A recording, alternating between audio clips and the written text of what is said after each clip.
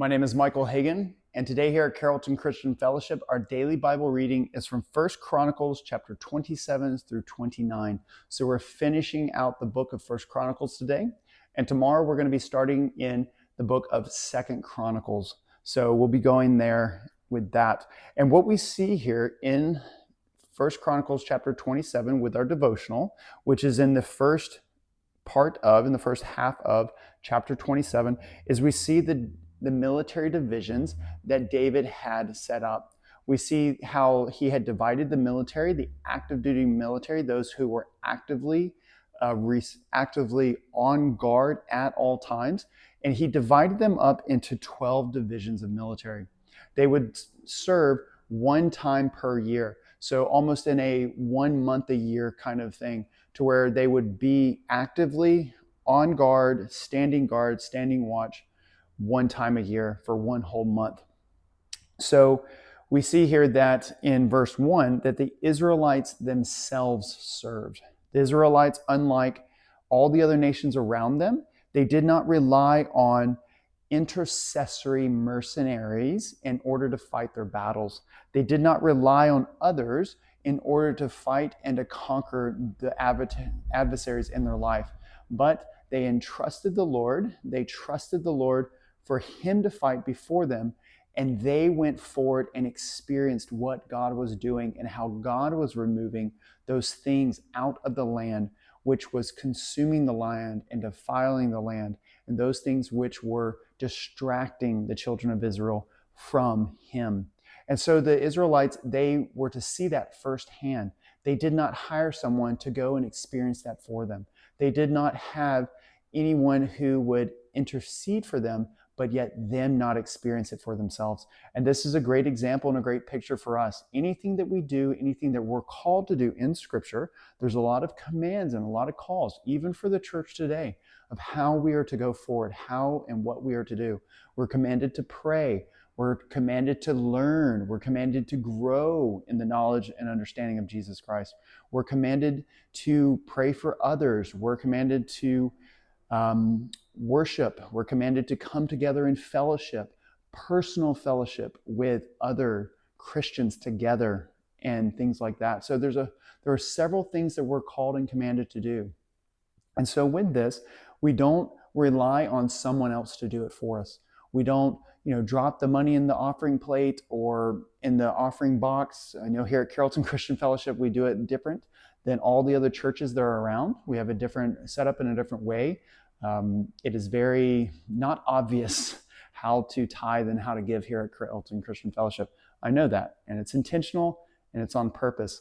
But so with this, so they did not just say, okay, well, I'm giving, and so now I have no responsibility. I'm supporting the mercenaries to go do it. But no, they were actively involved with having the things that would stumble them and turn them away from the Lord, and having the things that would turn their families away from the Lord. They were actively involved with interceding and praying and having those things removed out of their life, and watching it and experiencing the Lord do that and work mightily through them. So that's a good lesson and a good picture for us. Again, it was divided into 12 different divisions. So one division per month, so one time serving per year. And so these 12 divisions, as they would rotate through active duty, you would have then support groups. You would then have others that would doing other things, working in other manners and in other ways around in possibly their other jobs and other things like that. So this is a good encouragement, even to those who may be in ministry, who in different sides and different areas. There are times and seasons in our life to where we may be called by the Lord to step back, to not be as involved as that season, but it's only and always for a purpose and for a point in a time. And that purpose is always in order to seek the Lord more one-on-one and on time. And so our ministry over time, it does change. What we do and how the Lord uses us, it does look different in every season. It is very uncommon and very untypical that we do the same exact set thing every single day for the rest of our lives, that we only have one calling, because that's not how the Lord works. The Lord has given us all equipping and all gifts, and in different seasons, the Lord works and moves in different ways. It all depends on how the Lord is calling you. It does not depend on what your family says. It does not depend on what a denomination says. It depends on what the Lord is calling you to do. And so we step out in that. We step out in obedience to what the Lord is calling us to do.